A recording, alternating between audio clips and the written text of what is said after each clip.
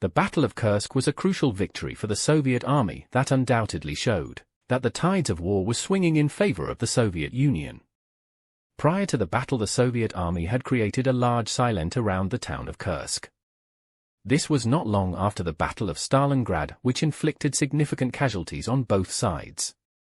However, the Soviet forces were increasing in strength at an astonishing rate with support from Britain and the United States. So the German commanders saw a chance to wipe out 3 Soviet army groups, which would turn the Eastern Front back in their favor.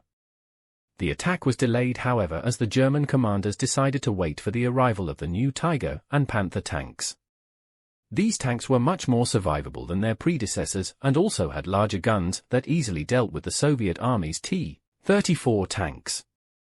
However, this delay proved to aid the Soviets as they were informed of an attack by their intelligence network.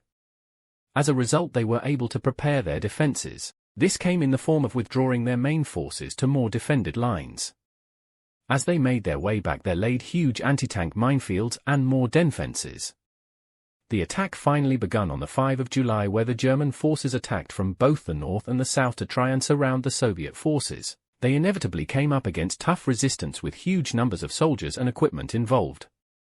By the 11th of July, the German offensive had stalled, with the North Group only gaining 13 kilometers and the South Group only gaining 35 kilometers. The attack was also called to a halt by Britain and the United States invading the island of Sicily, which resulted in German troops having to be sent to aid in the defense of Sicily and Italy.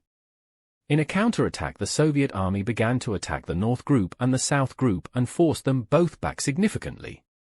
Overall, the 230,000 soldiers were killed, wounded, or missing.